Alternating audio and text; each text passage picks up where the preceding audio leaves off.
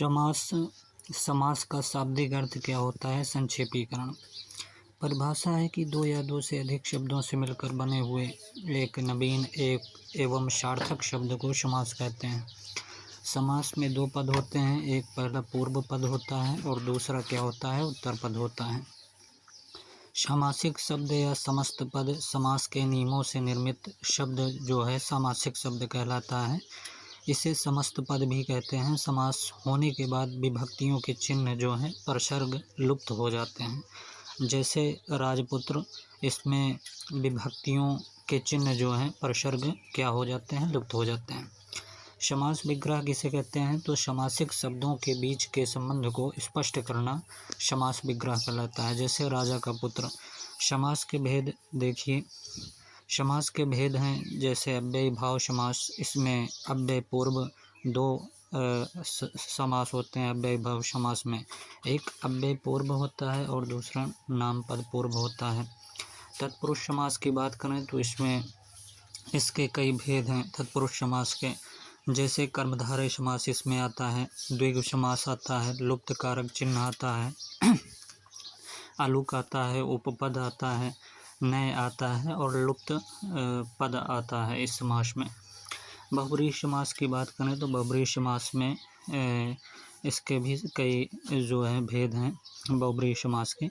बहुब्रीहि समास के क्या भेद हैं? देखिए, इसमें समानाधिकरण आता है, समानाधिकरण, और दूसरा नंबर व्यधिकरण आता है और इसके अंतर्गत तुल्य योग आता है और व्यतिहार आता है। द्वंद्व समास की बात करें तो द्वंद्व समास के अंतर्गत जो है इतरेतर द्वंद्व आता है, समाहार द्वंद्व आता है, वैकल्पिक द्वंद्व आता है, एक शेष वृत्ति आता है। विशेष टिप्पणी है कि संस्कृत में द्विगु तथा कर्मधारय को अलग अलग भेद माना गया है, लेकिन हिंदी में जो है इनकी चर्चा जो है तत्पुरुष समास के अंतर्गत जो है की जाती है।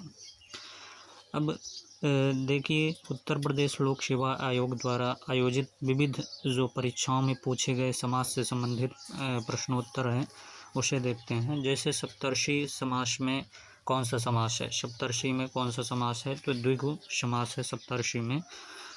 जिस समास में दूसरा शब्द प्रधान रहता है उसे क्या कहते हैं? तो जिस समास में दूसरा शब्द अगर प्रधान रहता है उसे कहते हैं तत्पुरुष समास।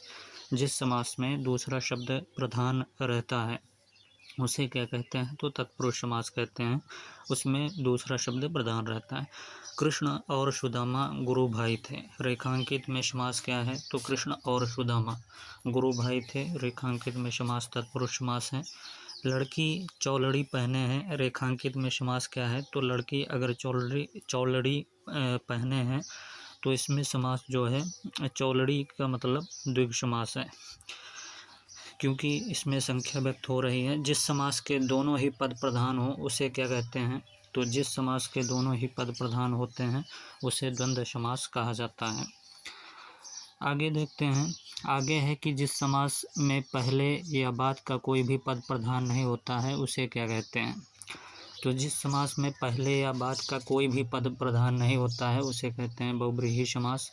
जिस समास में अर्थ की दृष्टि से उत्तर पद प्रधान और पूर्व पद क्या होता है? गौण हो, उसे क्या कहते हैं?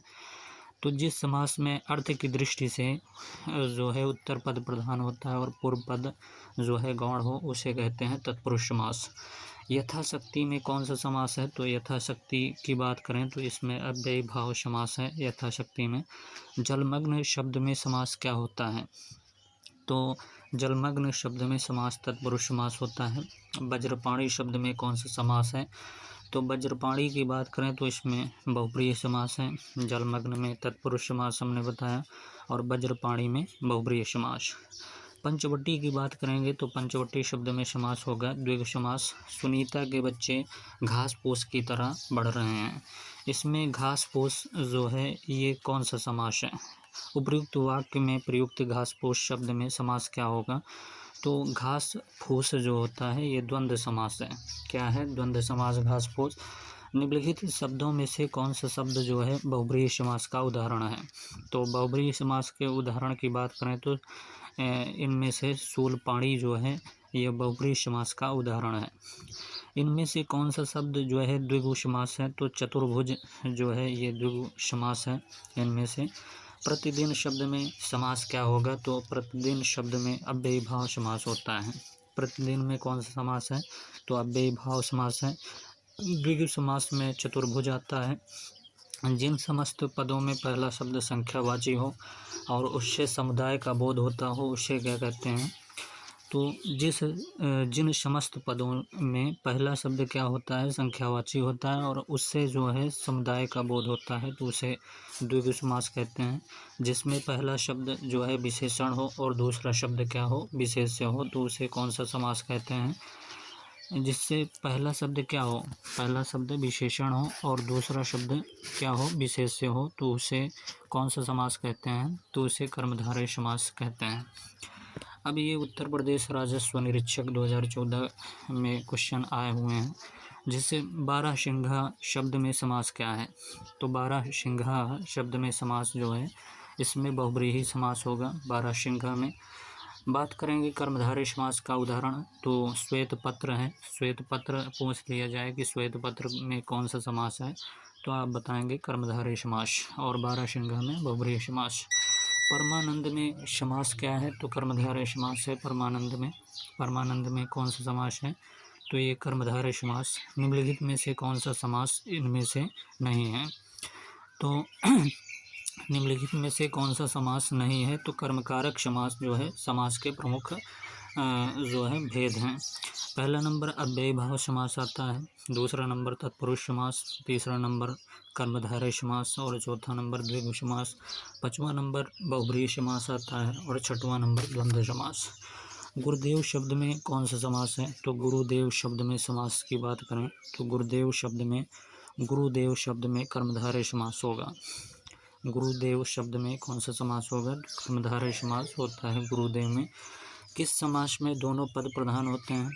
तो अगर दोनों पद प्रधान होते हैं तो वो समास द्वंद्व समास होगा।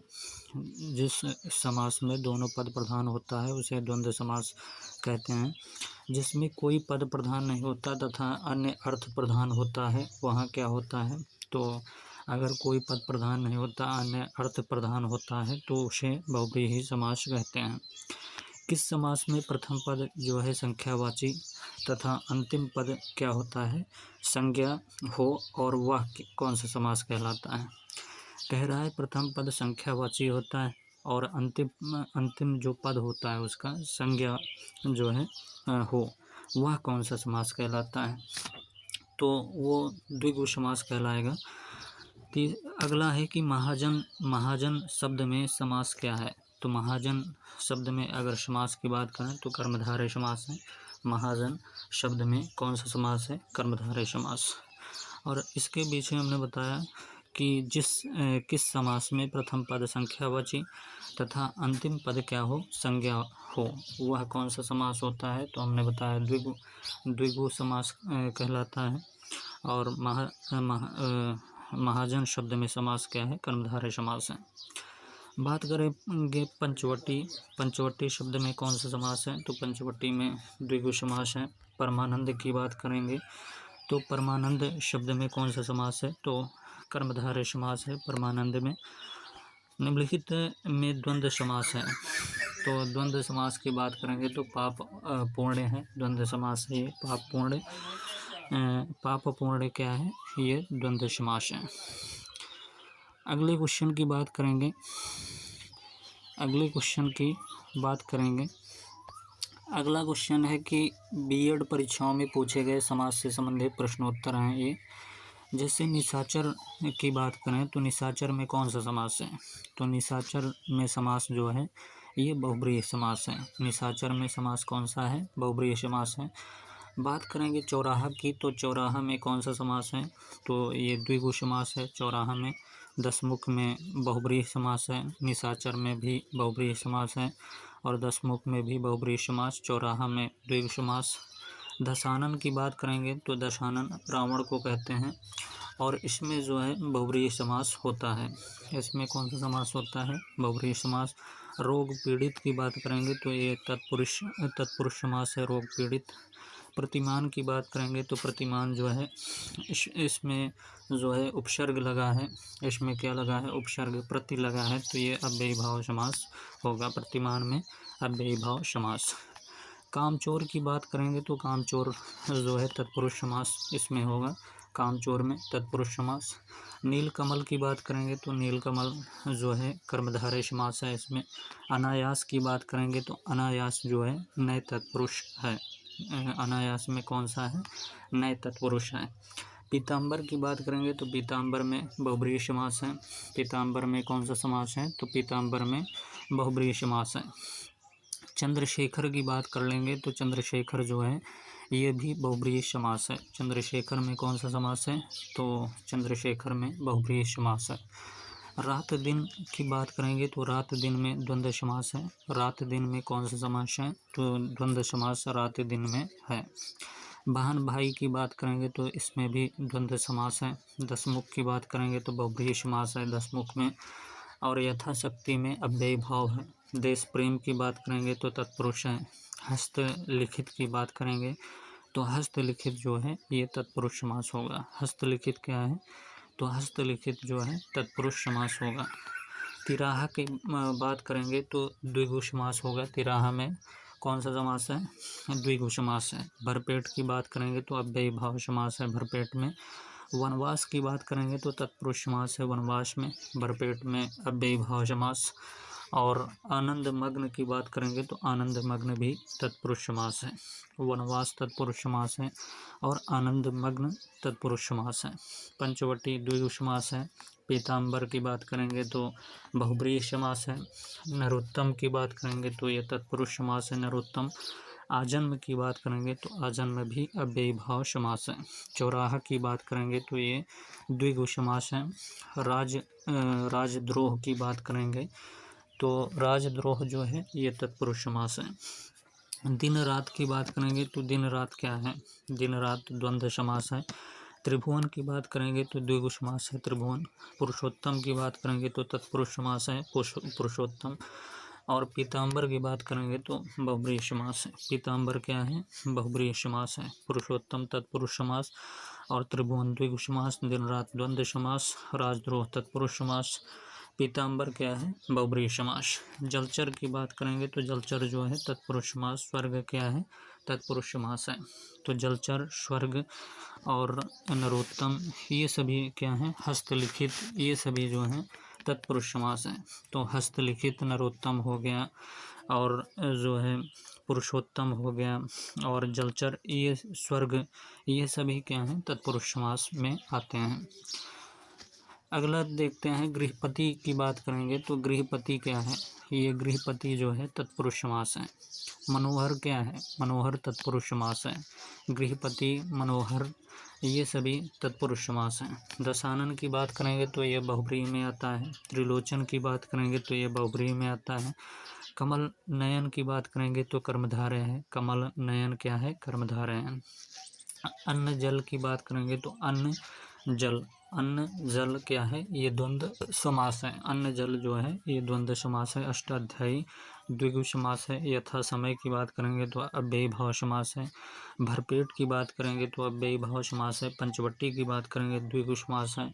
मृगनयनी की बात करेंगे तो कर्मधारय समास है। मृगनयनी क्या है, कर्मधारय समास। पंचवटी द्विगु समास है। शतरंग, शतरंग, शतरंग संख्यावाची शब्द है तो शतरंग में द्विगु समास होगा।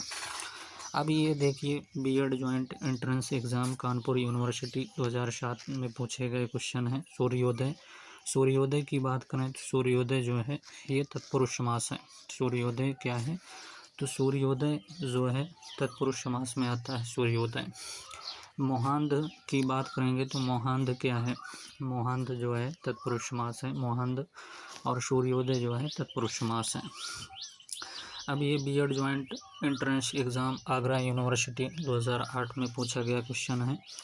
सप्ताह की बात करेंगे तो सप्ताह क्या है, सप्ताह जो है ये द्विगु समास है। सप्ताह क्या है, तो सप्ताह द्विगु समास है। रोग पीड़ित तत्पुरुष समास है। चक्रपाणी बहुब्रीहि है। त्रिनेत्र द्विगु है। चौराहा द्विगु है। गुणयुक्त क्या है, तत्पुरुष है। अब ये B Ed joint entrance exam Lucknow university 2010। पीताम्बर की बात करेंगे तो पीताम्बर जो है बहुब्रीहि समास। पंचवटी की बात करेंगे तो द्विगु समास। गौशाला की बात करेंगे तो गौशाला क्या है, तत्पुरुष समास है। गौशाला क्या है, तत्पुरुष समास। दाल रोटी की बात करेंगे तो द्वंद्व समास है, दाल रोटी। ये B Ed joint entrance exam Rohilkhand university 2011 में पूछे गए प्रश्न हैं। कठफोड़ा की बात करेंगे। कठफोड़ा क्या है, एक पक्षी है। कठफोड़ा में कौन सा समास है, तो कठफोड़ा में तत्पुरुष समास है। कठफोड़ा में कौन सा समास है, तो तत्पुरुष समास। स्वर्ग प्राप्त की बात करेंगे तो स्वर्ग प्राप्त जो है ये भी तत्पुरुष समास में आता है। अगला है कि भागम भाग में कौन सा समास है। भागम भाग में कौन सा समास है, तो भागम भाग में अव्ययी भाव समास है।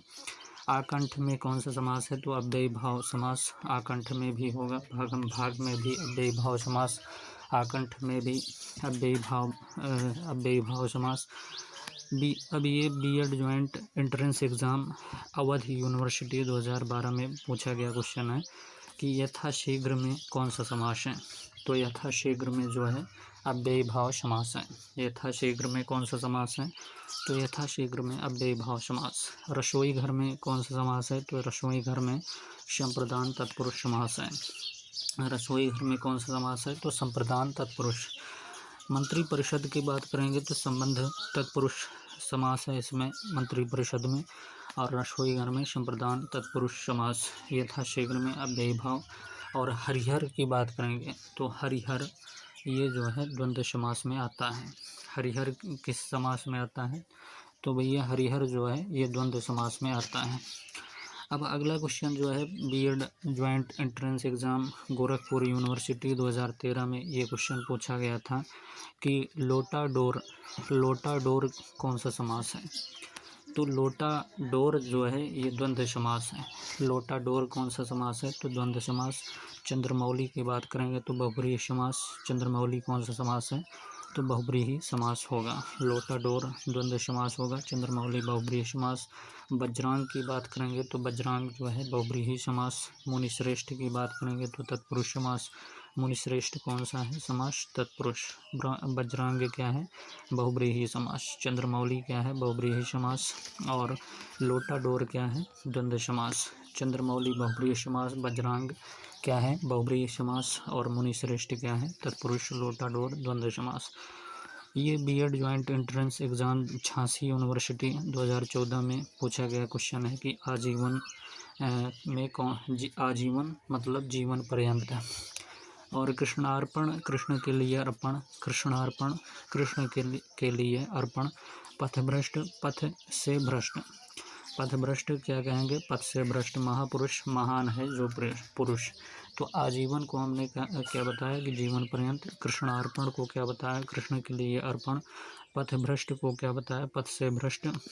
और महापुरुष को क्या बताया, महान है जो पुरुष।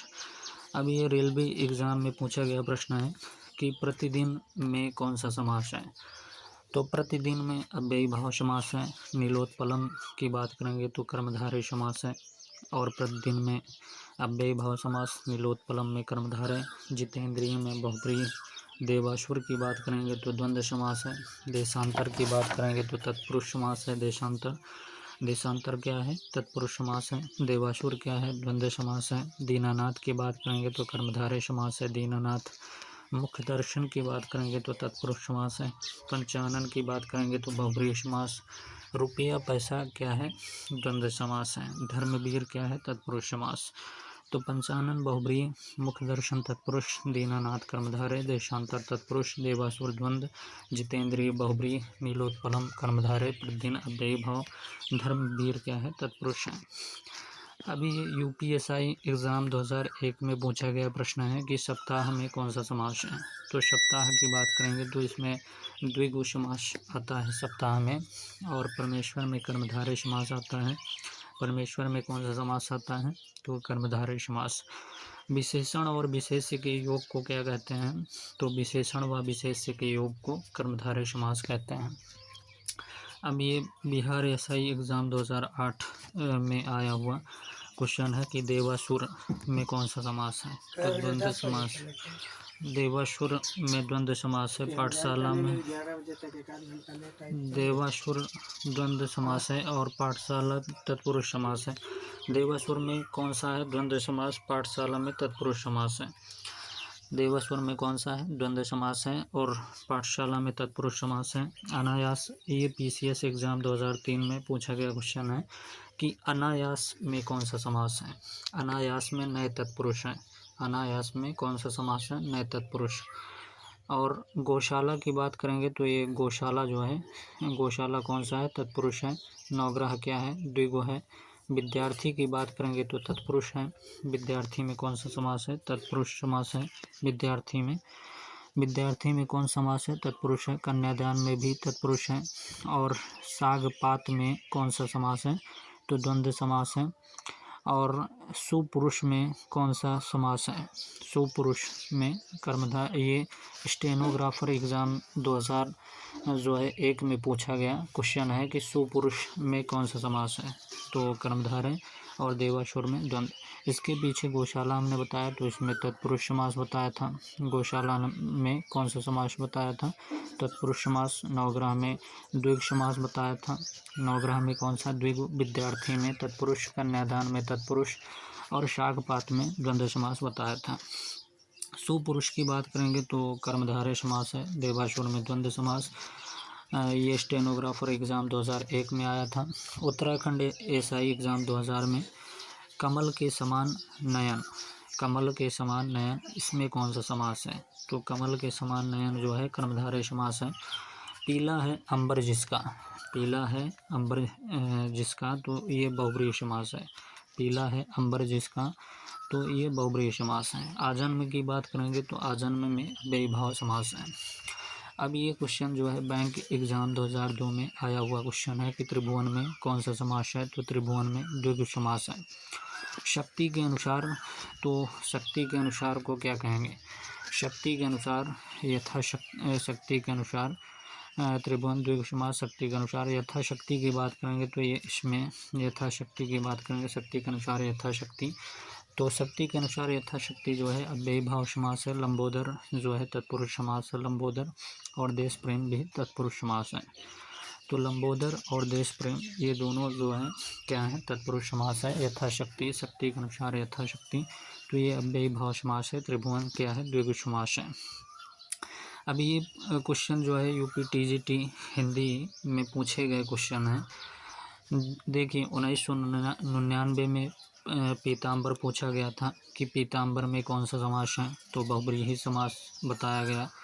और पंचवटी में 2001 पूछा गया, 2001 में द्विगु समास बताया गया। नीलोत्पलम में कर्मधारय समास। सिंहद्वार में तत्पुरुष समास। धनंजय में बहुब्रीहि समास। कमल नयन में कर्मधारय समास। हानि लाभ में द्वंद्व समास। जय पराजय में द्वंद्व समास। और पंचवटी में द्विगु। लंबोदर में बहुब्रीहि। नीलोत्पलम में कर्मधारय। दशानन में बहुब्रीहि। दीवारात्रि में क्या है? द्वंद्व है। राम लक्ष्मण में द्वंद्व है। आजन्म में अव्ययी भाव। तिरंगा में द्विगु समास है। अब ये यूपी पीजीटी हिंदी में पूछा गया क्वेश्चन है कि 2000 में पूछा गया कि धनुर्बाण में कौन सा समास है? तो धनुर्बाण में जो है द्वंद्व समास है। सदगति की बात करेंगे तो सदगति 2000 में तत्पुरुष 2000 में पूछा गया। सदगति में तत्पुरुष समास है धनुर्बाण में। तो धनुर्बाण में जो है द्वंद्व समास पूछा गया था। और सदगति में क्या है? तत्पुरुष समास है। सदगति में क्या है? तत्पुरुष समास। अगले क्वेश्चन की बात करेंगे कि संबंधित समास जो है शोकाकुल की बात करेंगे। तो शोकाकुल में तत्पुरुष समास है। 2003 में पूछा गया क्वेश्चन है। शोकाकुल जो है ये तत्पुरुष समास है। शोकाकुल। जय पराजय की बात करेंगे तो द्वंद्व समास है। जिस समास के पूर्व व उत्तर दोनों की पद समान रूप से प्रधान हो उसे कौन सा समास कहेंगे? तो जिस समास के पूर्व व उत्तर दोनों की पद क्या हो? समान रूप से प्रधान हो तो उसे द्वंद्व समास कहते हैं। शोकाकुल में हमने 2003 में क्वेश्चन आया था शोकाकुल, और इसमें तत्पुरुष समास है। जय पराजय द्वंद्व समास है। और जिस समास के पूर्व व उत्तर दोनों की पद समान रूप से प्रधान हो तो उसे द्वंद्व समास कहते हैं।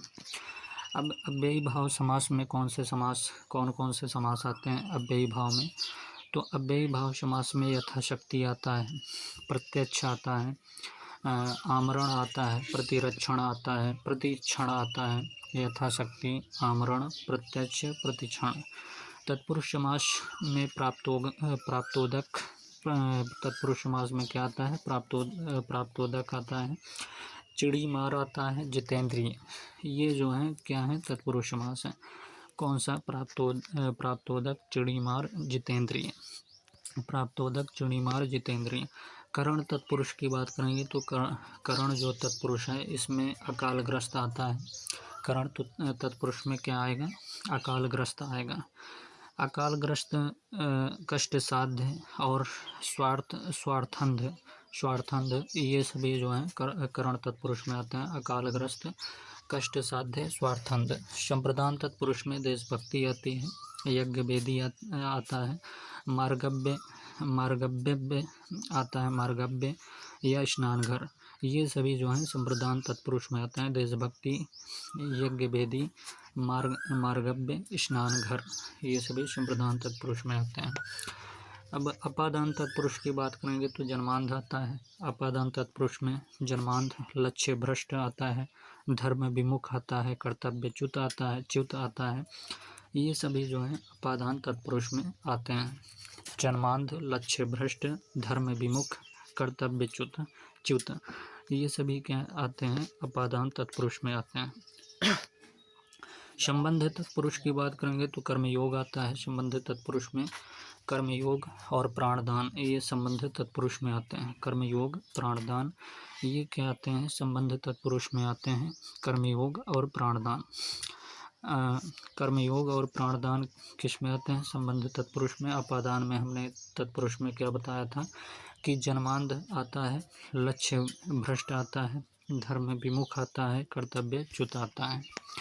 अब अगला क्वेश्चन जो है NBS या KBS टीचर एग्ज़ाम 2003 में आया हुआ क्वेश्चन है कि रसोई घर में कौन सा समास है? तो NBS या KBS टीचर एग्ज़ाम 2003 में रसोई घर आया था कि रसोई घर में कौन सा समास है? तो तत्पुरुष समास है।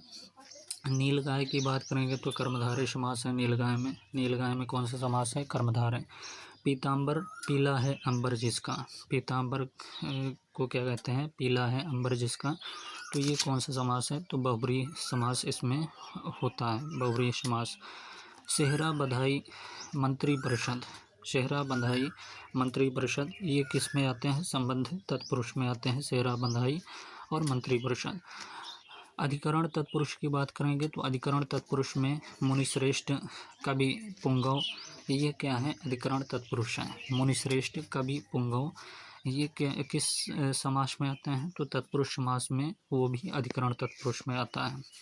बृहस्पति की बात करेंगे और कर्मणि प्रयोग की बात करेंगे तो बृहस्पति और कर्मणि प्रयोग जो है अलुक तत्पुरुष में आते हैं। बृहस्पति और कर्मणि प्रयोग क्या आते हैं? अलुक तत्पुरुष में। उपपद तत्पुरुष की बात करेंगे तो स्वर्णकार, जलचर, महीप और स्वस्थ ये चारों जो है उपपद तत्पुरुष में आते हैं। स्वर्णकार, जलचर, महीप और स्वस्थ ये किस में आते हैं? तो उपपद तत्पुरुष में आते हैं। स्वर्णकार, जलचर, महीप और स्वस्थ। सुप्त पद तत्पुरुष में कौन सा आता है? तो सुप्त पद तत्पुरुष में पर्णशाला आता है, व्यर्थ आता है, गुरु भाई आता है, जलकुंभी ये सुप्त पद तत्पुरुष में आता है। तो पर्णशाला, व्यर्थ, गुरु भाई, जलकुंभी ये सुप्त पद तत्पुरुष में आता है। बहुब्रीहि समास में अनंग आएगा, एक दंत आएगा, नीलकंठ आएगा, पशुपति आएगा, चंद्रमौली, वज्रांग ये सभी जो हैं बहुब्रीहि समास में आते हैं। तो अनंग, एक दंत, नीलकंठ, पशुपति और चंद्रमौली ये सभी किस समास में आते हैं? तो ये जो है बहुब्रीहि समास में आते हैं। अब बात करेंगे कि पदों की प्रधानता के आधार पर वर्गीकरण। तो पदों की प्रधानता के आधार पर वर्गीकरण कैसे होगा? तो प्रधान खंड, जिस खंड पर अर्थ का मुख्य बल पड़ता है उसे प्रधान खंड कहते हैं। जिस खंड पर अर्थ का मुख्य बल पड़ता है उसे क्या कहते हैं? प्रधान खंड कहते हैं। और गौण खंड किसे कहते हैं? जिस खंड पर अर्थ का बल नहीं पड़ता है उसे क्या कहते हैं? गौण खंड कहते हैं। अब प्रमुख समास जैसे अव्ययी भाव समास में पद की प्रधानता क्या होती है? तो अव्ययी भाव समास में पद की प्रधानता, इसमें पूर्व पद प्रधान होता है। अव्ययी भाव समास में कौन सा प्रधान होता है पद? तो पूर्व पद प्रधान होता है अव्ययी भाव समास में। तत्पुरुष समास में क्या होता है? उत्तर पद प्रधान होता है तत्पुरुष समास में। और कर्मधारय समास की बात करेंगे तो कर्मधारय समास जो है उत्तर पद प्रधान होता है। द्विगु समास में उत्तर पद प्रधान होता है। द्वंद्व समास में दोनों पद प्रधान होता है। और बहुब्रीहि समास की बात करेंगे तो दोनों पद अप्रधान होता है। दोनों पद क्या होता है? अप्रधान होता है। अव्ययी भाव समास, जिस समास में पूर्व पद अव्यय हो उसे जो है क्या कहेंगे? अव्ययी भाव समास कहते हैं। जिस समास में पूर्व पद क्या हो? अव्यय हो, उसे अव्ययी भाव समास कहते हैं। जैसे बात करेंगे प्रतिदिन, प्रतिदिन की बात करेंगे तो इसमें अव्यय क्या है? प्रति प्लस दिन है। अव्यय क्या है? प्रति प्लस दिन है। तो ये इसका विग्रह क्या होगा? दिन दिन विग्रह जो है इसका होगा दिन दिन विग्रह। जैसे यथाशक्ति हो गया, तो जैसे यथाशक्ति में तो यथा प्लस शक्ति और विग्रह क्या होगा? शक्ति के अनुसार। यथाशक्ति में जैसे यथा प्लस शक्ति ये अव्यय है और इसमें विग्रह क्या करेंगे? शक्ति के अनुसार। अब बात करेंगे आमरण की, तो आमरण में अव्यय क्या है? आ प्लस मरण। आ प्लस मरण बराबर आमरण होगा और इसमें विग्रह क्या होगा? मरण तक होगा। विग्रह क्या होगा? मरण तक।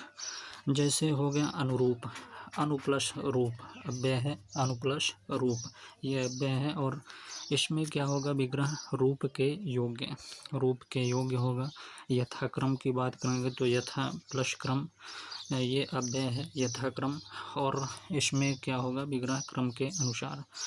बात करेंगे भरपेट की, तो भर प्लस पेट, भर प्लस पेट जो है ये अव्यय है और इसमें विग्रह क्या होगा? पेट भर होगा। इसमें विग्रह क्या होगा? पेट भर होगा। इसी नियम को ग्राफ में देखें, अव्ययी भाव समास के नियम को। अब ग्राफ में आप लोग देखिए तो ये देखिए अव्ययी भाव समास है और इसमें ये पूर्व पद अव्यय है और ये उत्तर पद है प्रधान। ये प्रधान होता है पूर्व पद अव्यय और ये उत्तर पद क्या होता है? अप्रधान होता है। तो ये अव्ययी भाव समास का ग्राफ है। अब विशेष टिप्पणी क्या है कि पहला पद क्या होता है? नाम पद समास में पहला पद अव्यय या जो है उपसर्ग ना होकर संज्ञा या विशेषण शब्द होता है। तो पहला पद नाम पद समास में पहला पद अव्यय या जो है उपसर्ग ना होकर संज्ञा या विशेषण शब्द होता है। हिंदी में ऐसे समासों का प्रयोग बहुत होता है। यहाँ जो है ध्यान देने योग्य यह है कि ये संज्ञा विशेषण शब्द अन्यत्र तो लिंग वचन कारक में अपना जो है रूप बदल लेते हैं, किंतु अव्ययी भाव समास में आने पर उनका रूप जो है क्या रहता है? स्थिर रहता है। इन समासों का विग्रह कुछ भिन्न ढंग से होता है। तो विशेष टिप्पणी में हमने बताया कि पहला पद जो है नाम पद समास में पहला पद अव्यय या उपसर्ग न होकर संज्ञा या विशेषण शब्द होता है। हिंदी में ऐसे समासों का प्रयोग बहुत होता है। यहाँ जो है ध्यान देने योग्य यह है कि ये संज्ञा विशेषण शब्द अन्यत्र तो लिंग वचन कारक में अपना रूप बदल लेते हैं, किंतु अव्ययी भाव समास में आने पर उनका जो है रूप स्थिर रहता है। इन समासों का विग्रह कुछ भिन्न ढंग से होता है। उदाहरण जैसे विवेक पूर्ण की बात करेंगे तो विवेक पूर्वक की बात करेंगे तो विवेक पूर्वक में विवेक के साथ। नित्य प्रति की बात करेंगे तो जो नित्य हो, नित्य प्रति क्या है? जो नित्य हो। कुशलता पूर्वक जो है कुशलता के साथ। घर घर की बात करेंगे तो घर के बाद घर। साफ साफ की बात करेंगे तो साफ के बाद साफ। विवेक पूर्व में हमने क्या बताया? विवेक के साथ नित्य प्रति जो नित्य हो। कुशलता पूर्वक कुशलता के साथ। घर घर की बात करेंगे तो घर के बाद घर। साफ साफ की बात करेंगे तो साफ के बाद साफ। दूसरा तत्पुरुष समास की बात करेंगे। जिस समास में पूर्व पद विशेषण होने के कारण गौण तथा उत्तर पद विशेष से होने के कारण प्रधान होता है, वहाँ क्या होता है? तत्पुरुष समास होता है। तो तत्पुरुष समास किसे कहते हैं? तत्पुरुष समास उसे कहते हैं जिस समास में पूर्व पद क्या होता है? विशेषण होने के कारण गौण तथा उत्तर पद क्या होता है? विशेष से होने के कारण प्रधान होता है, वहाँ तत्पुरुष समास होता है। तत्पुरुष समास दो प्रकार से बनते हैं। पहला नंबर क्या है? संज्ञा प्लस संज्ञा के समास से जो जैसे युद्ध का क्षेत्र। जैसे युद्ध का क्षेत्र युद्ध क्षेत्र कहलाता है। युद्ध का क्षेत्र क्या कहलाएगा? युद्ध क्षेत्र कहलाएगा। स्नान के लिए गृह क्या कहलाएगा? स्नान गृह कहलाएगा। तो ये क्या है? तत्पुरुष समास है। युद्ध का क्षेत्र युद्ध कहलाएगा और स्नान के लिए गृह स्नान गृह कहलाएगा। दूसरा नियम क्या है कि संज्ञा प्लस क्रियामूलक शब्द से, संज्ञा प्लस क्रियामूलक शब्द से, जैसे शरण में आगत तो उसे क्या कहेंगे? शरणागत। शरण में आगत को शरणागत कहेंगे। पथ से भ्रष्ट को पथभ्रष्ट कहेंगे। इसी नियम को ग्राफ में देखें, देखिए तत्पुरुष समास है ये, और तत्पुरुष समास का चित्र है। तत्पुरुष समास में ये पूर्व पद विशेषण होता है अप्रधान गौण, और उत्तर पद क्या होता है? विशेष्य और प्रधान होता है। तो पूर्व पद विशेषण अप्रधान गौण होता है और उत्तर पद विशेष्य प्रधान होता है। विशेष क्या है कि समस्त पद बनते समय विभक्ति चिन्हों का इसमें लोप हो जाता है। समस्त पद बनते समय विभक्ति चिन्हों का लोप हो जाता है तथा इसके विपरीत समास विग्रह के अंतर्गत विभक्ति चिन्हों से जो है, तो विशेष क्या है कि समस्त पद बनते समय विभक्ति चिन्हों का लोप हो जाता है तथा इसके विपरीत जो है समास विग्रह के अंतर्गत विभक्ति चिन्हों जो है से, विभक्ति चिन्हों से को से पर को आदि का प्रयोग किया जाता है। से पर को आदि का क्या किया जाता है? प्रयोग किया जाता है। संस्कृत से हिंदी में कुछ ऐसे समास भी आ गए हैं, संस्कृत से हिंदी में कुछ ऐसे समास भी आ गए हैं जिनसे कुछ विशिष्ट नियमों के कारण, कुछ विशिष्ट नियमों के कारण संस्कृत की विभक्तियों का लोप नहीं होता है। जैसे मृत्यु को जीतने वाले को क्या कहेंगे? मृत्युंजय कहेंगे। जैसे शिव कहते हैं, शिव को क्या कहते हैं? मृत्युंजय कहते हैं। और वो क्या होते हैं? मृत्यु को जीतने वाला होता है, तो उसे मृत्युंजय। ये किस समास में आता है? तो संस्कृत से आया हुआ शब्द है और यह जो है तत्पुरुष समास है। बात करेंगे लुप्त कारक चिन्ह तत्पुरुष, तो तत्पुरुष समास के भेद कौन कौन से हैं? तो तत्पुरुष समास के भेद हैं। जैसे कर्म तत्पुरुष की बात करेंगे तो विभक्ति लोप, इसमें कर्म तत्पुरुष में को है। विभक्ति लोप क्या है? तो को है इसमें। करण तत्पुरुष की बात करेंगे तो इसमें विभक्ति लोप क्या है? से और द्वार है। करण तत्पुरुष में से और द्वार है। संप्रदान तत्पुरुष की बात करेंगे तो संप्रदान तत्पुरुष में विभक्ति लोप क्या है? के लिए है संप्रदान तत्पुरुष में। अपादान तत्पुरुष की बात करेंगे तो अलग होने का भाव होता है इसमें, अलग होने का भाव होता है इसमें अपादान तत्पुरुष में। और संबंध तत्पुरुष की बात करें विभक्ति लोप की तो का, के, की जो है ये संबंध तत्पुरुष में आता है, विभक्ति लोप है। अधिकरण तत्पुरुष में पर आता है, ये भी विभक्ति लोप है। अब उदाहरण की बात करेंगे तो जैसे कर्म तत्पुरुष की ही बात कर लें तो कर्म तत्पुरुष में आता है कि गिरह कट आता है, तो गिरह को काटने वाला। तो विभक्ति लोप को जो बीच में आया ये क्या है? ये जो है कर्म तत्पुरुष है।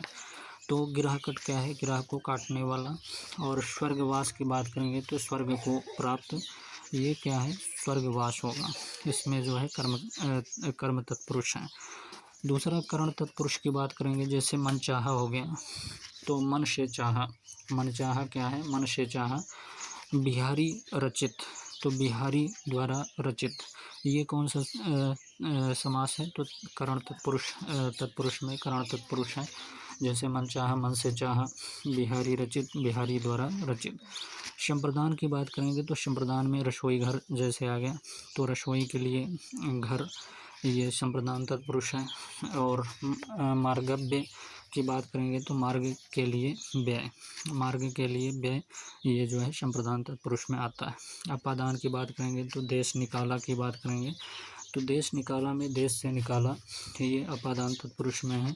ऋण मुक्ति की बात करेंगे तो ऋण से मुक्त जो है ये अपादान तत्पुरुष में है, ऋण से मुक्त, तो ऋण मुक्त। संबंध की बात करेंगे तो गंगा जल है, गंगा का जल, ये संबंध तत्पुरुष में है। और दीनानाथ की बात करेंगे तो दीनों के नाथ, ये दीनानाथ में आता है। और इसमें कौन सा तत्पुरुष समास है? संबंध तत्पुरुष समास है। तो गंगा जल में गंगा का जल हो गया, दीनानाथ में दीनों के नाथ। अधिकरण तत्पुरुष में नगरवास की बात करेंगे तो नगर में वास जो है ये अधिकरण तत्पुरुष में आता है। नगर में वास, नगरवास। आप बीती में बात करेंगे तो आप पर बीती, ये जो है अधिकरण तत्पुरुष में आता है। अब बात करेंगे नए समास की, तो नए समास में क्या आता है कि जिस शब्द में ना के अर्थ में आ अथवा अन का प्रयोग हो। जिस शब्द में ना के अर्थ में आ अथवा अन का प्रयोग हो वह नए तत्पुरुष समास कहलाता है। जैसे असभ्य की बात करेंगे तो असभ्य बराबर नासभ्य है। अनंत की बात करेंगे ना अंत। असंभव की बात करेंगे तो ना संभव। अभाव की बात करेंगे तो ना भाव। अनादि की बात करेंगे तो ना आदि। कर्मधारय समास की बात करेंगे जिस समासिक शब्द का उत्तर पद प्रधान हो और पूर्व पद का उत्तर पद में विशेषण विशेष से अथवा उपमान उपमेय का संबंध हो वह क्या होता है, कर्मधारय समास कहलाता है। तो जिस समासिक शब्द का उत्तर पद क्या हो, प्रधान हो और पूर्व पद का उत्तर पद में विशेषण विशेष से अथवा उपमान उपमेय का संबंध हो वह क्या होता है, कर्मधारय समास होता है। जैसे नीलकंठ की ही बात कर लें तो नील प्लस कंठ, विशेषण क्या है, नील है और विशेष क्या है, कंठ है। तो विशेषण अगर नील है और विशेष से कंठ है तो नीलकंठ बराबर क्या होगा, नीलकंठ होगा। नील कमल की ही बात करें तो विशेषण क्या है, नील है और कमल क्या है, विशेष है, प्लस कमल क्या है, विशेष है, तो ये नीला कमल होगा। पीतांबर की बात कर लें तो पीत जो है विशेषण है प्लस अंबर क्या है, विशेष है। पीला वस्त्र इसे कहेंगे। और महादेव की बात करेंगे तो महा प्लस महा क्या है, ये विशेषण है और देव क्या है, विशेष है, तो महान देवता इसे कहेंगे। अब आगे देखते हैं आगे क्या है आगे क्या है ये देखिए आगे जो है आगे क्या है, विश्व को भरने वाला विश्वंभर। विश्व को भरने वाला को क्या कहेंगे, तो विश्वंभर कहेंगे, जिसे ईश्वर कहते हैं। और अनेक बार दोनों पदों के मध्य आने वाला पुरुष शब्द क्या होगा, संपृक्त प्रसर्ग की तरह लुप्त हो जाता है। जैसे दही प्लस बड़ा, जैसे दही प्लस बड़ा की बात करेंगे तो वही दही में डूबा हुआ बड़ा। दही प्लस बड़ा क्या होगा, दही में डूबा हुआ बड़ा। इसी नियम को ग्राफ में देखिए कर्मधारय समास है। कर्मधारय समास में जो है पूर्व पद क्या होता है, अप्रधान होता है, उपमान विशेषण होता है इसमें पूर्व पद में।